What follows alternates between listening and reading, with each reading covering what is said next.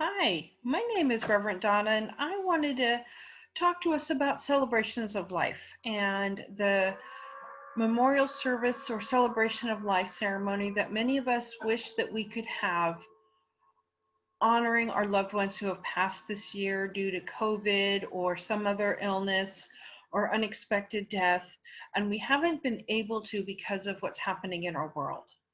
And I think many of us may feel frustrated or that we haven't been able to complete honoring our loved ones' final wishes with a celebration of life service or memorial, depending on what it is that you would want to call the service, depending on your beliefs. So, what I thought I would do today is talk a little bit about a celebration of life and the importance of honoring that sacred ritual at end of life. A memorial service or celebration of life ceremony is truly an opportunity for us to celebrate and honor our loved one when they're no longer with us. There are different aspects to a celebration of life service depending on what it is we choose to do, depending on our faith beliefs or what resources we have available at the time. So what I thought I would do tonight is um, share a little bit about a service with a few words of comfort. For those of us who can't have a service, it's important to remember that there is no time frame that's required. You can have a service days, months, even years down the line, depending on what's happening within your family, with the world, with whatever this unique situation you might be in. So I would encourage you to think about it. You can do a service over Zoom. You can do a service over some other form of social media like Skype or FaceTime. There's just a variety of ways we can get together even if we can't get together in person. I would honor and celebrate your loved one in a way that you feel honors them. It could be a formal service with having maybe someone of a clergy or particular faith tradition there, honor sharing words of comfort. You could have an informal service, which is where maybe everyone gets together over Zoom and each family or each person creates a meal that their loved one enjoyed while they were with us so that you can enjoy a meal together in celebration of them and share stories, share memories, share jokes, whatever it might be to remember your loved one. You might even have each person maybe do something different, a special reading that your loved one liked, or someone else can maybe play a favorite song or sing or uh, perform some kind of a song maybe they wrote themselves in celebration of their loved one. You can share pictures. There's a variety of ways you can come together on Zoom to do that. The things that I want to share with you tonight about a celebration of life is that life is eternal. I truly believe there are three things that are eternal. And a colleague and really good friend of mine was the one that shared this with me, and I've continued to share this in celebration of life services that I have done or participated in if I felt it was appropriate. Because those three things that are eternal include life, love, and relationships. Life is eternal. Again, depending on your particular faith beliefs, the faith belief that I practice teaches that life is eternal, that this body is physical, it's not meant to last forever. At some point, we're going to lay this body down, this container that can no longer hold the spirit that we are. But we will move into our next experience, whatever that might mean to you. Love is eternal. Love never dies.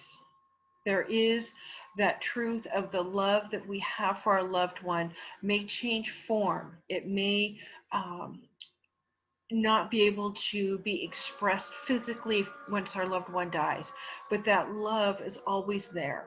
I often think of it as my heart is a jigsaw puzzle, and I carry my loved ones in my heart. They each have a little piece, and those pieces make up my heart. And when someone I love dies, that piece doesn't go away. It becomes invisible where I can't see it anymore, but I can feel it. And that brings me comfort. So that's when I think of my heart is full of all these jigsaw puzzle pieces of the people that I love and who love me. And when they pass, that piece becomes invisible. And relationships are eternal. The relationship I have with someone is eternal. It never dies. It might change form because I can't see them or interact with them or talk with them where I get a response back, but I'm always in a relationship with that person depending on how I feel or what is going on in my world. I may still talk to that person. I might uh, think about them, especially on special days, their birthday, their death anniversary, holidays, other special days that might be meaningful to just me and that person. So the relationship I have with them doesn't die. I continue my relationship with them in a different way. And that way is unique to all of us. So if any of those pieces feel comfortable to you, I encourage you to adapt them to a way that works for you, as well as maybe shift or add to this list. The other thing I wanted to share is there's a quote, and I really like it. It's from Reverend Frederick Buechner. He says, "When you remember me, it means that you have carried something of who I am with you, that I have left some mark of who I am on who you are. It means that you can summon me back to your mind, even though countless years and miles may stand between us. It means that if we meet again, and I believe it's when we meet again, you will know me." I truly believe that we keep our memories, that when we move into the next experience, that we have a way of recognizing one another, whether it's in consciousness or energy. I truly believe we keep that essence with us when we let this body go. So there is a reconnection of some form. I don't know exactly what it is, but I truly believe there is something that calls itself forth and that we reunite with our loved ones. The truth of who we are is love in action. When we honor and celebrate our loved ones who have made their transition, who are no longer with us, we carry them in our heart. And I would encourage you, especially in this time of uncertainty and distancing and not being able to many times be in the same room together physically, to truly find ways to connect or reconnect with loved ones.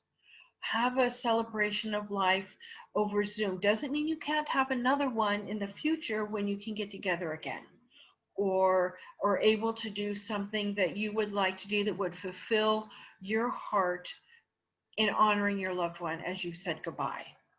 I truly believe it's a key part of our grieving process and our healing process. The grieving process is an opportunity for us to heal and to grow and to evolve.